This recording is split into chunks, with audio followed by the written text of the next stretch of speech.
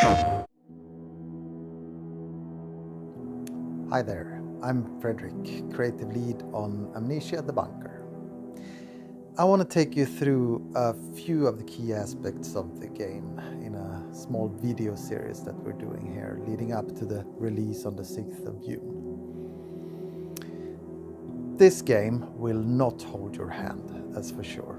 It's a challenging game. It focuses on experimentation and requires the player to do all of the hard work, figuring out what to do next and how to best do it based off of what you've got in your inventory and what you've found throughout the game.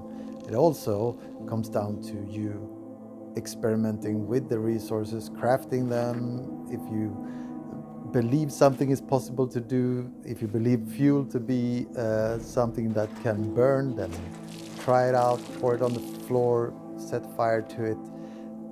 Those kind of immersive sim aspects of the game is there, and we really hope that people will kind of go away from the hoarding aspect of maybe how they used to play games previously, trying to gather and protect as much as possible out of the resources. Here it's more of a finding a balance, not wasting, of course, all of your resources, but experimenting, trying out and seeing where it takes you.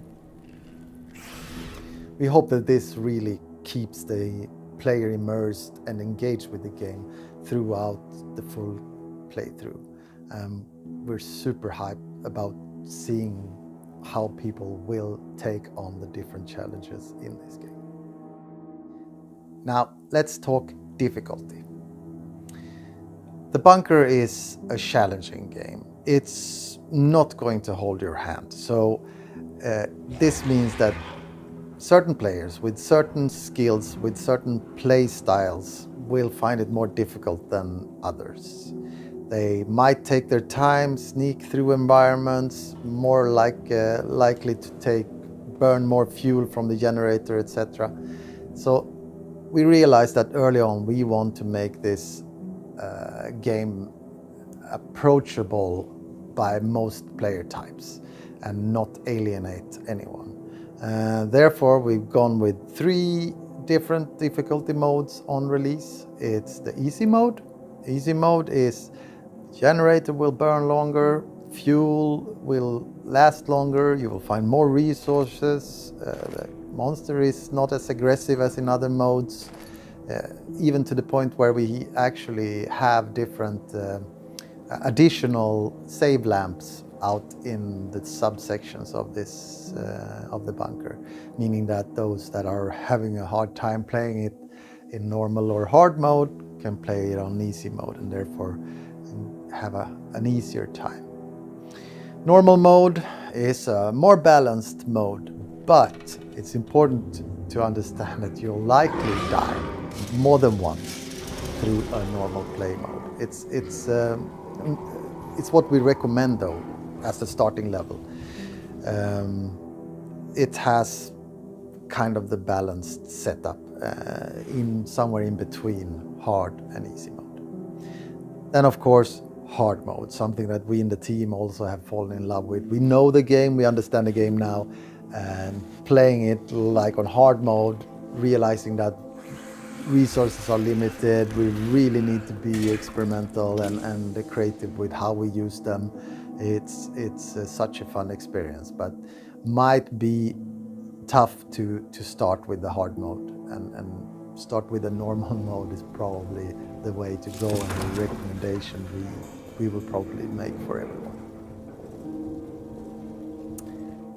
After this, after the release, we even plan to have more of this added to the game. We have a planned post-launch patch with actually 2 different modes, like a even harder shell-shocked mode and a custom mode where you can actually fine-tune your settings to your liking. Let's talk replayability. In Amnesia the Bunker, it's something we put a lot of effort into, trying to make the game fun to play more than one time. And we're super happy with where we're taking it with this game.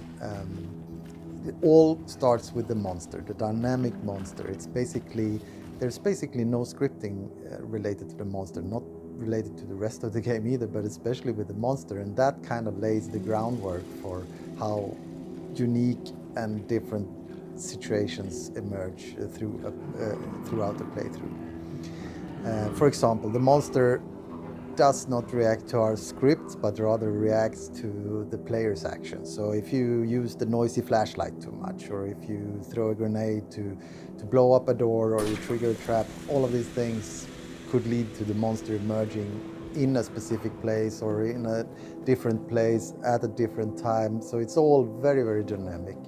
And adding to this the implementation of the randomization that we've done. But for example, we got randomized resources, so if you go into a room during one playthrough, you might find one of these valuable pocket bags that give you an extra inventory slot, or next time you might not find anything or something less useful to you. The traps are random, like the location and the type of trap.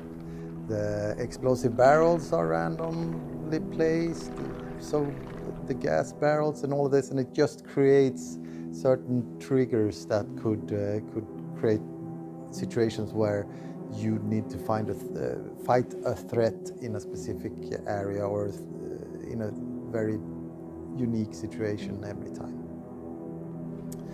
The codes to the lockers, they are random, all of them. The numbers are random, so you can't really ask someone else for a code.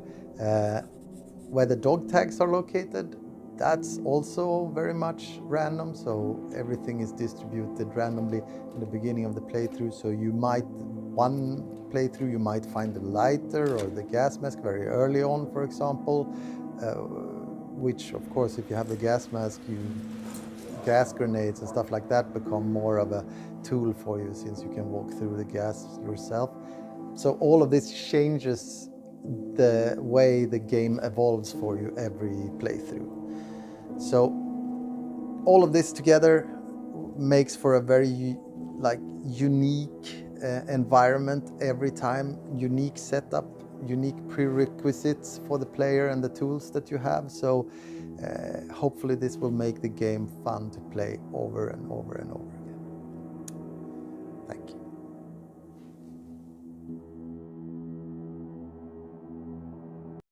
PlayStation